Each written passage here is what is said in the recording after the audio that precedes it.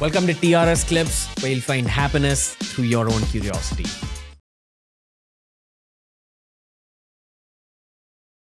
The thing is, I want to take the conversation into a slightly uncomfortable place. Sure. So I'm really trying to help you separate your own emotions from this next segment.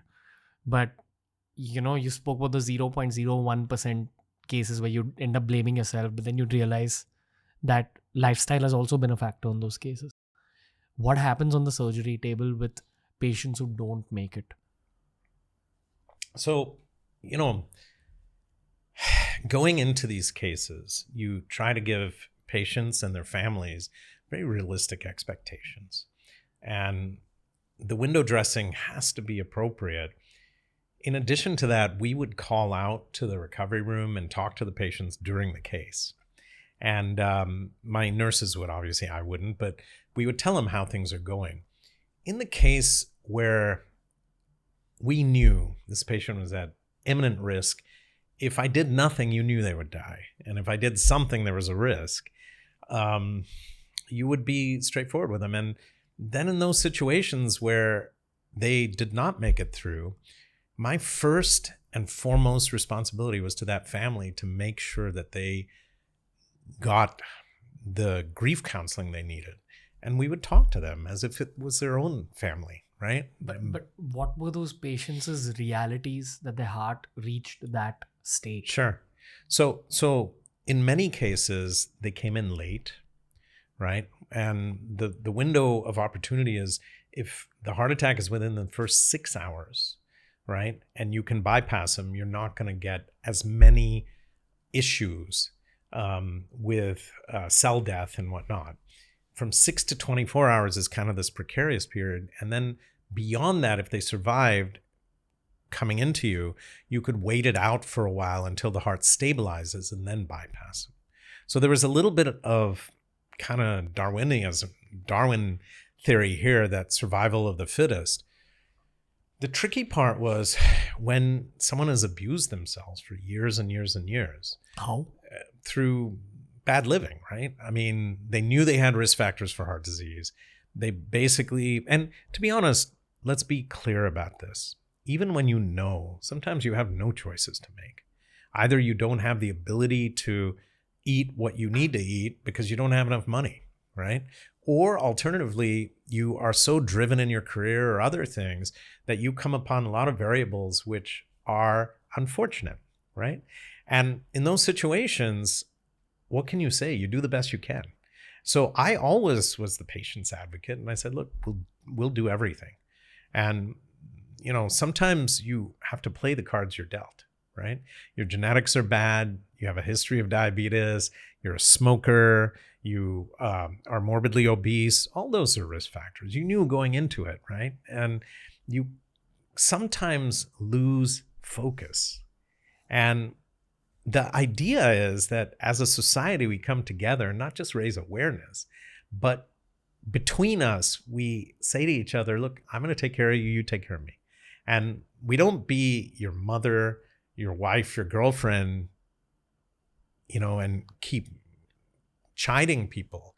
In fact, my wife is great about this. I'm like the worst enemy and she doesn't give me a hard time. But the issue is that we gently kind of reinforce our habits and lifestyle. So then fast forwarding, if we do that, we avoid these situations.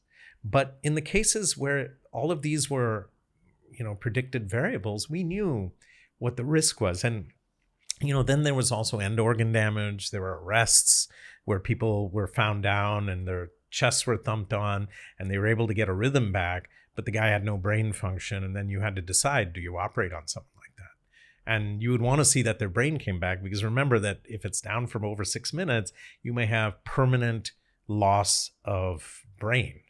And so even if you get the heart back and it's pumping, the patient will always be comatose.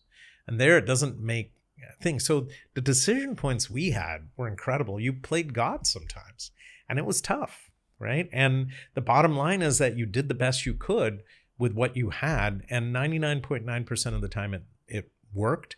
In that 0.1%, you were devastated because you poured your whole heart and soul and left everything on the field to try to save someone. and you knew that you had done everything right, didn't make it easier. And when you wake up at nighttime in cold sweats, it ain't the 9,999 cases you did perfect. It's that one case which didn't turn out well, which had nothing to do with you. You did the same thing that you always do, but you still felt bad for that family, right? And so, it's a tough job. And I'm not the only one who's faced this. I'm sure a lot of doctors have. I mean, in the we were seeing suicide at an incredible rate in caregivers. And I talked about this on the channel with burnout and things like that. It happens in the armed forces. It happens in the police. It happens in firefighters. It happens in a lot of professions, right? And the idea is we need to support each other mentally when stuff like that happens, and keep talking to each other and vent, right? And say, look, we did everything. And it still didn't happen the way we were. And, we face this in our lives. You and I and everyone do, that you're going to have successes and failures, and you got to be able to, be cognizant of the fact that sometimes everything you do, it still may not turn out exactly what you do. And it may not be something like heart surgery. It might be something, like a business deal, or I don't know about you, but with me, a vlog, sometimes your vlogs don't go as planned. You don't get the views, right? And that doesn't sound like a catastrophic nightmare, but it is when you pour your heart and soul into it, right?